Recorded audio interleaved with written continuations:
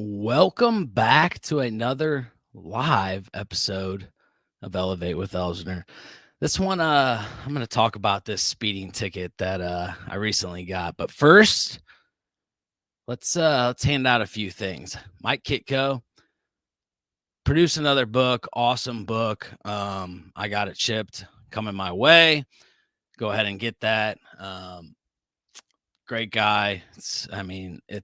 It's a small little book, which means he packed everything he knows and everything he wants to get across in that book real fast in a small amount. So go to Amazon, Inner Wealth, Outer Wealth, and get that book because it'll change your life. I can't wait to read it. So I know he had his launch party today, and I had to have the first day of school, which having a kindergartner, is it's pretty neat, right? I mean, I got to, experience public school as a kid that went to private, always wore a uniform. Never got to see public schools too often. And so the whole process of that was pretty fun. So seeing that was pretty neat, and him being a little nervous, as he said, my heart was beeping, and I go, it's beating, buddy, but I like that. It's a cute way of putting it, right? So really, my whole thing was actually going to do a podcast episode about my speeding ticket that I got in Alabama and how I spent about 4 hours in a driving class, and kind of how it relates to business and life, if you think about it. Because why was I in a hurry? Well, because that was my attitude, if you think about it, right? Your attitude and your actions kind of correlate to what happens throughout your day. So started out with a good morning. Here's what I do when we go on vacation. One of the things we love to do is we like to put all the stuff in the car, all the kids stuff, all that stuff, so you don't have to worry about traveling with luggage and whatnot. And we'll either drive down, and then Cassidy and the kids will fly back, and I'll drive it all back. So what I was doing, I was driving back, of course, hightailing it, which I don't know why I was hightailing it, but moral of the story is we'll get to it. So anyway, I'm about an hour into this 12-hour journey by myself, just in a hurry for no reason, like I said. And so when I finally got across that Florida line, I was in one of those 2-lane highways, right? And when you get behind somebody that's going pretty slow in those 2-lane highways, it's kind of frustrating, right? Because there's nowhere for you to go. You can't, there's only so many times you can pass. So I'm like, okay, here we go. Let's pass. It's 55 speed limit. I thought it was 65, but apparently 6 miles into Alabama across the Florida state line, turned to 55. So I gassed it around. Apparently, a car that was doing already 6 over. My fault, right?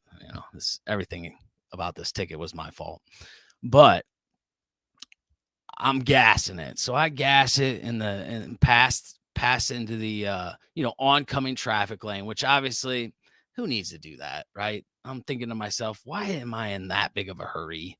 But my attitude is what led me to be doing that, because I was not pissed, but I'm like, oh, you got to go back, you got to leave the beach, and you want to hightail it, you want to get home, and their kids are flying, the wife's flying home, you just want to get all the stuff back. So here I am, I'm probably passing this car, probably going 85 and a 55, let's be honest, maybe 90, just because I wanted to get past the car and get back over, right?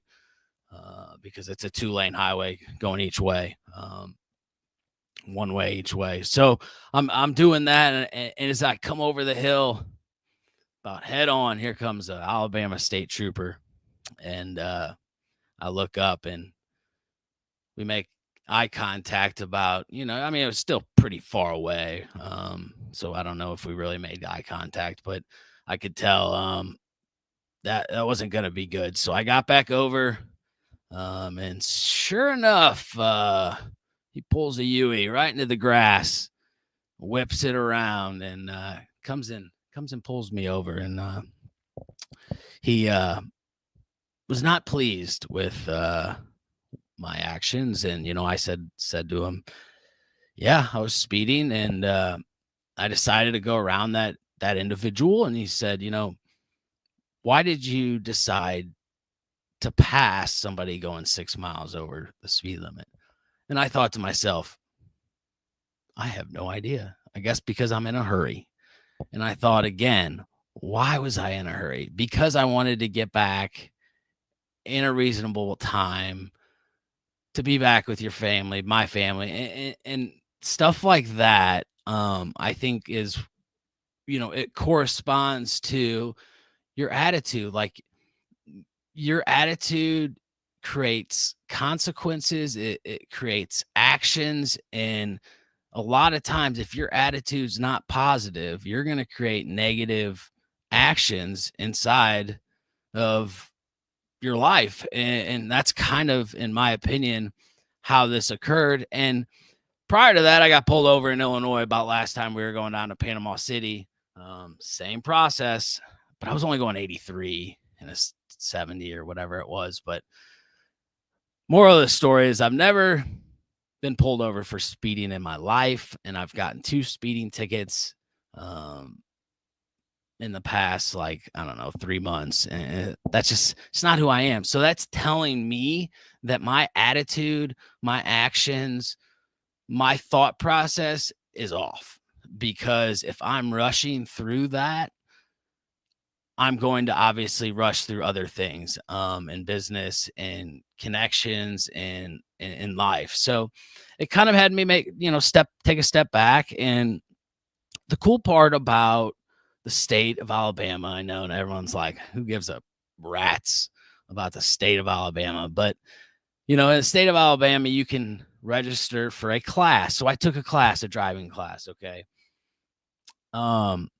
Safe to say, for speeding like I did, I thought the class was a little dramatic. It took about 4 hours. I had to write a 300-word essay. You had to write exercises. You had to type in how many hours it cost you, how much money it cost you, how much time you lost with your family. This was an exercise in this driving class to get your speeding ticket dismissed. And I thought to myself, I actually learned quite a bit. And I didn't need to go out and get a lawyer, because in the state of Alabama, if you complete this, you write the essay, complete this class, you upload it, and they dismiss the speeding ticket. You pay the court costs, which I paid it. It was like $230. And then it just drops off. So it doesn't go on your license, no points, etc. You don't need a lawyer or anything. So it's pretty neat. But during that class, some of the interesting things about how many infractions, I'm guilty myself and just doing on a daily basis. I'm like, yikes, you're seconds or minutes away from just making the wrong decision, in a car and a distraction, and really paints a bigger picture of the consequences that can happen when you're distracted, or you're in a hurry driving. So it's one of those things. Not like not a lesson, but so I did that. It was pretty fun. It took 4 hours. I never thought it would take that long, but thank goodness I got it done. And now I can move on to trying to go find a title for my car. That's another thing. I got to get a title for my other car, because when it was stolen, that got taken. So never good to go head on with a police officer as you're passing another car in a 2-lane highway. Just wasn't great.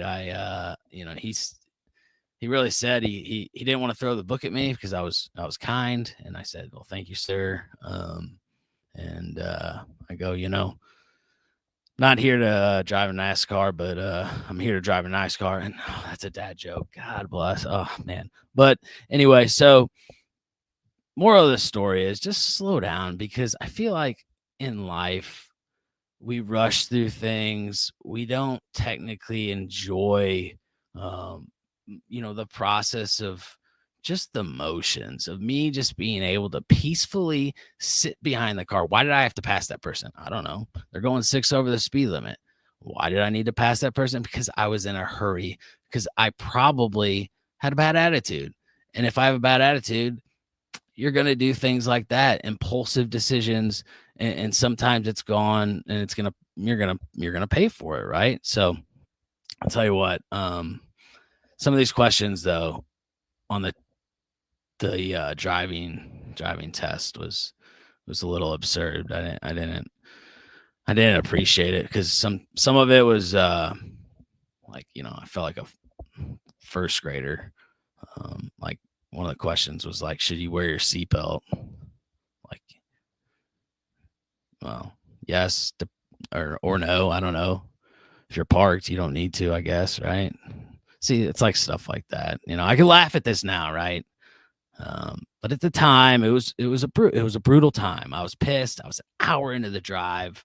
Nothing like getting a speeding ticket an hour in. Um, Passing on a hill, that was dumb. Wasn't just about the ticket, right? Because like I said, how many times in life do we do that? Like, we get impatient, we rush, we gun it when we should just wait it out another day, or just have a little bit of patience, because success, just like myself thinking, sitting here at 33 years old, I'm like, man, if you just keep going, you keep going, you keep going. All of us are young enough to keep going. And most people that aren't, that are finally successful, it takes years and years to become successful. So, I thought at first I was kind of mad. I'm like, I got to sit here, I got to do this class. Um, but you really learn, like, it's not really wasted time, because you're the one, myself, who screwed up, and you got to pay the consequence, right? So I was speeding. They said, hey, take, driving school, learn how to become a normal driver again, and we'll get rid of it. So, you know, I guess I walked away with a little bit of knowledge, right? S-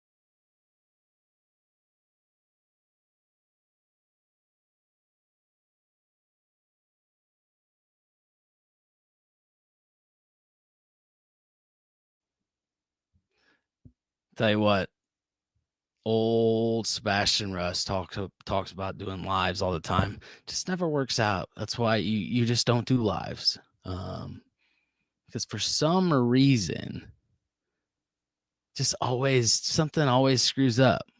I don't know why. But anyway, so that's my story about my Alabama speeding ticket. And I passed Alabama summer school.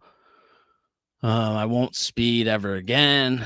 Um, that's pretty much it. So I gotta say, to all the parents out there and their little kindergartners, one thing Mac told me, he looked at me and said, "Dad, I told everybody I was 6." And I'm like, "Why would you tell everybody you're 6 years old?" And he says, "Well, because everybody else is 5." And I'm like, "You just wanted to be older than everyone because you wanted to be the boss." And this kid's got intelligence on a whole nother level. So with that, I don't think we're gonna make this into a podcast episode. This was just me coming on live. Go buy Kitco's book, learn something. Go start a podcast because you need to. Go live because nobody really cares. Nobody's gonna remember. Um, stop rushing. Stop forcing growth. Cutting corners. Just enjoy life, right? People are gonna be like, man, so, this guy is a little almost too woo woo. And it's not that I'm too woo woo. It's the fact that I've figured out a thing about life that takes a long time for people to understand. We're on this earth for a fraction, an absolute fraction of a time. So it's like, why would you sit around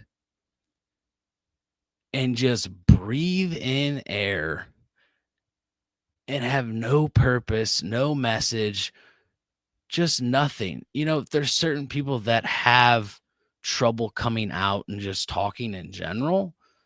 And that, we have mental health issues all the time. But my thing about it is, we all have the ability to come out, go live, speak your voice, tell your opinion.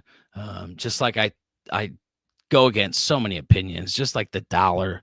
I've seen more reels and TikToks about buying a house for $1. Let's get that. Let's iron that out, because you can't. I mean, you can buy a house for $1, and most of it's through HUD, which isn't.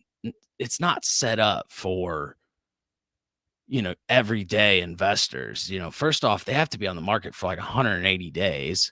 A lot of these, you got to buy under a special, special deed, with, a title that prior to HUD owning it, whatever occurred is all on you as the investor. So plus closing costs, plus there's a lot of fees. It's just, there's a lot of unknowns when it comes to buying a house. And around St. Louis, it's hard to do it around here. Now you go out to like Baltimore, there's some areas right now where the market indeed is supporting that dollar house purchase because it is a HUD program. But there's actually other programs that are FHA based that are way better. That dollar crap's all clickbait. And remember, this market's different than any other market. So as much as people want to tell you how to invest, how to build wealth, in real estate, they don't know, because guess what? Their wealth was built in a completely different market. Nobody is buying properties, or doors, as they like to call them, as much as they were in the years past. So that's why you're seeing a lot more coaching and a lot more of that class guided activity, because they don't have property to buy. Yeah, they could sit on their cash flow, which is another awful term that I'm not angry. I get upset because we uneducate the consumer. We uneducate realtors, lenders. We make the industry look bad in general by saying things like that, because it's nothing but clickbait. And sometimes, obviously, most of the time, people are doing it to try to make a buck off somebody. And guess what? Stop falling for it. It's a fairy tale.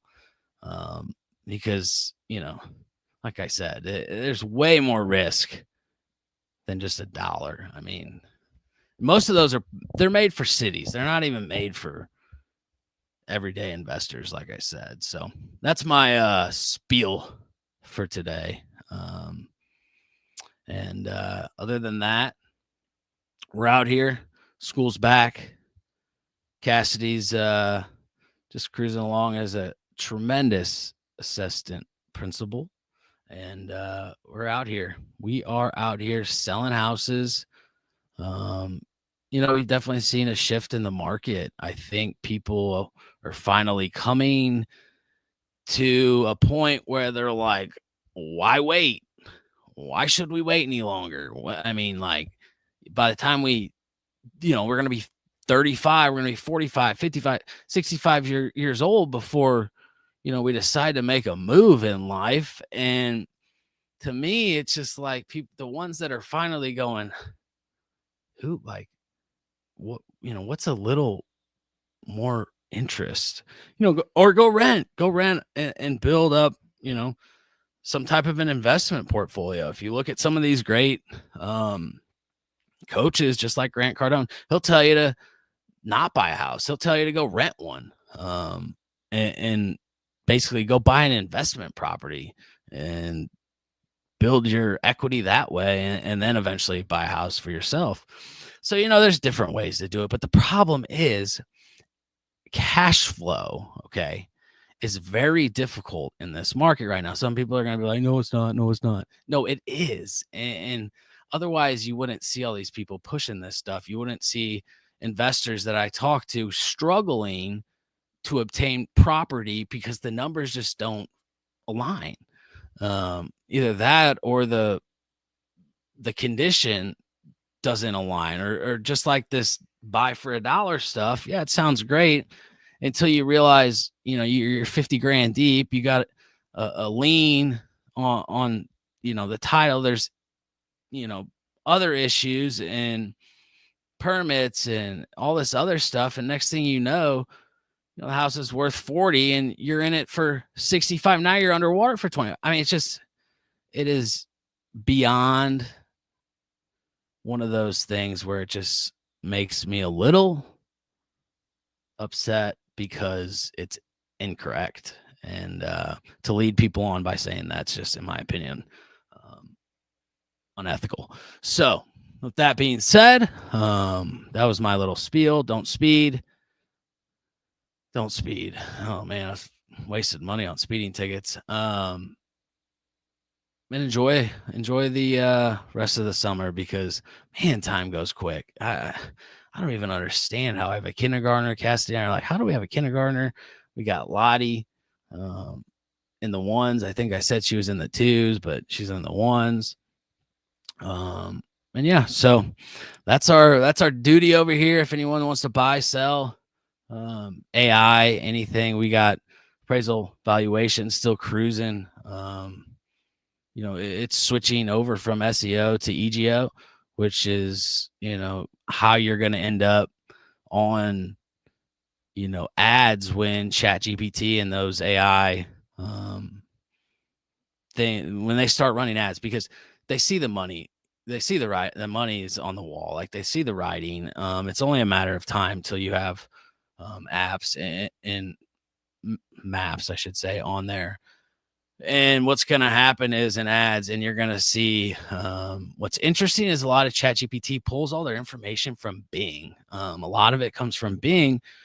So it's a little strategy right now. And, some of these agencies, they're going to hide that. I'm going to tell you right now, your SEO should have been done probably a long time ago. If it's not, well, it needs to be updated all the time. But if it's not done already, your Google business profile, message me. I'll do it. Get you going. And then you need to hurry up, because your brand, your authority, what you say, what you do, how you present yourself, that is the new future. And that's what's going to show up on things like ChatGPT when these agencies are running ads already, are performing ads through Bing searches and whatnot at a fraction of the cost compared to Google, by the way. And so, yeah, that it's going to be interesting to see what changes over the course of the digital marketing world, because I'm no expert. Know a little bit to be dangerous with, but it's an interesting industry, that's for sure. So, other than that, we have Blues tickets again this year. So, if you're lucky, you may get a Blues game. We might have to do some giveaways again this year. Otherwise, Madison Live Collection, you can still go on there.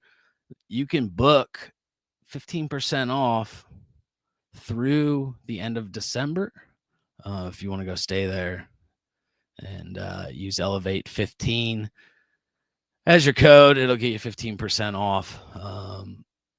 Other than that, we're still cruising, we're still selling, we're still elevating.